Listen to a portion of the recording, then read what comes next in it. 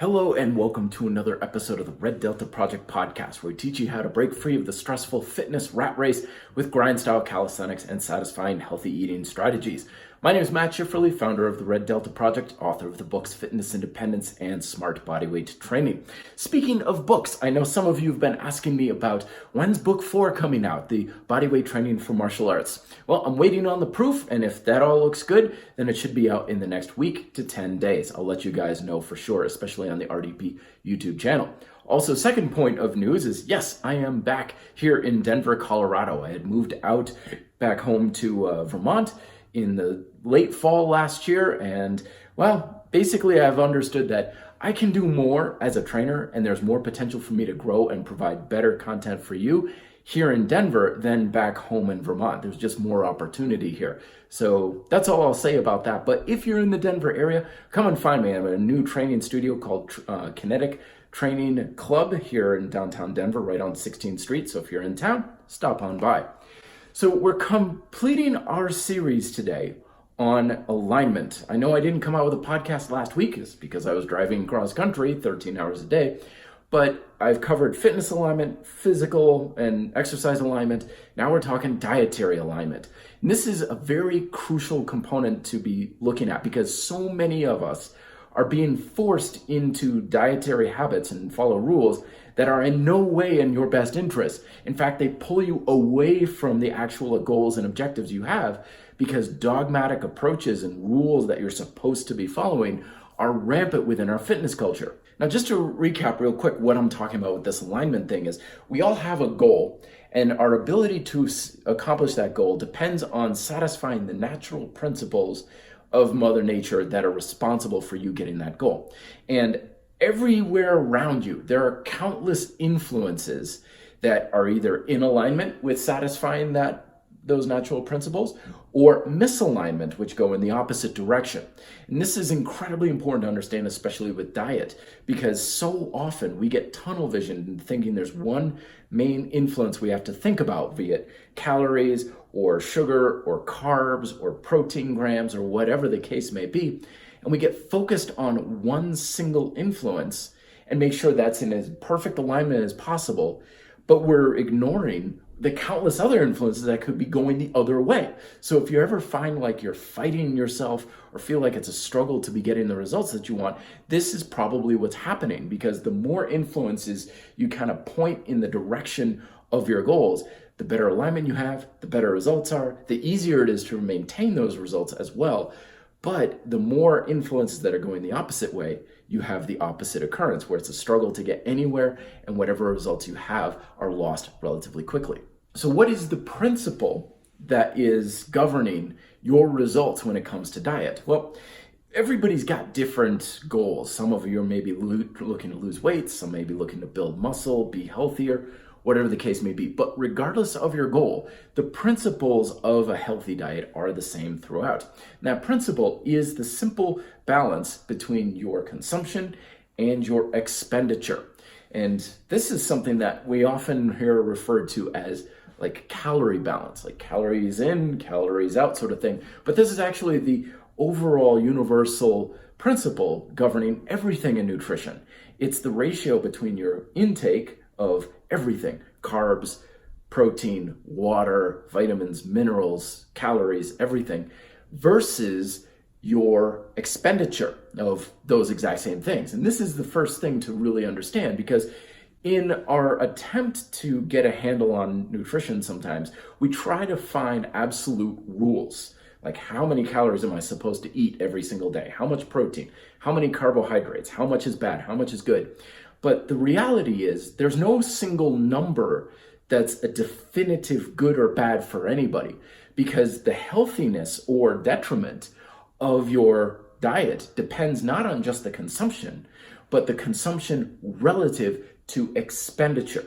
So, for example, 10,000 calories.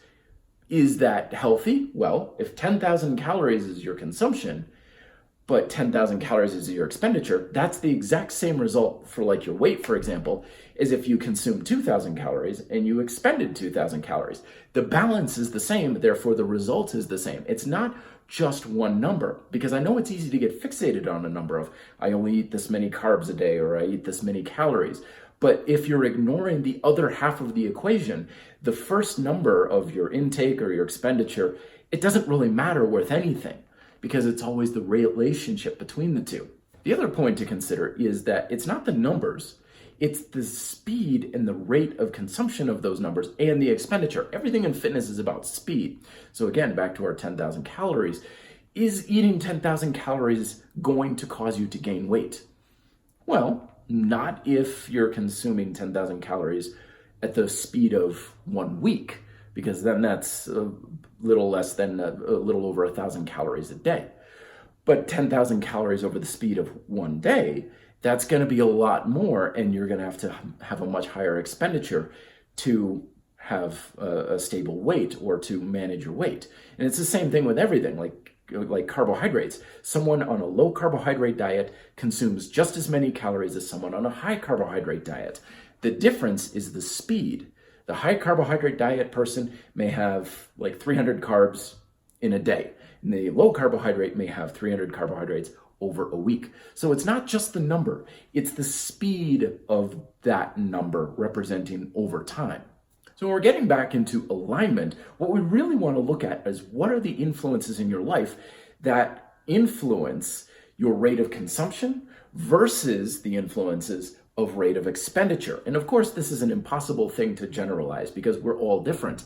Not only are you different from me, but you're going to be different than yourself a week from now. Like last week, I was driving cross country, so I was sitting and very sedentary all day for 3 straight days. So my consumption was very different than it normally is because my expenditure was very different. Last Sunday, I spent 13 hours in a car. This Sunday, I went mountain biking for 3 hours. Very different expenditure. Therefore, my consumption was also very different to stay in balance. So here are some of the prime examples for influences towards your consumption. 1 is, of course, food preferences. 2 is food availability. That's a big one. So a lot of times when people are trying to eat better, preparing and having your healthier choices available to you on a regular basis is very key. That's why meal prep works so well. The condition of even your kitchen. I've often said that clean dishes help you eat better, because when you come home at the end of a long workday and your dishes are piled high in the sink and everything's dirty and there's nothing to eat in the fridge, you're much more likely to eat out with super high calorie foods and so on.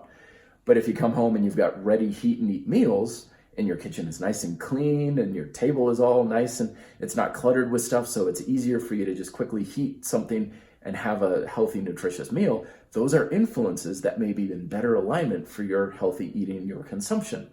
And of course, you want to look at things that are your expenditure as well, your body type, your size, your daily activity. What are the things that are influencing your calorie expenditure, your protein expenditure, carbohydrate expenditure, even your water expenditure?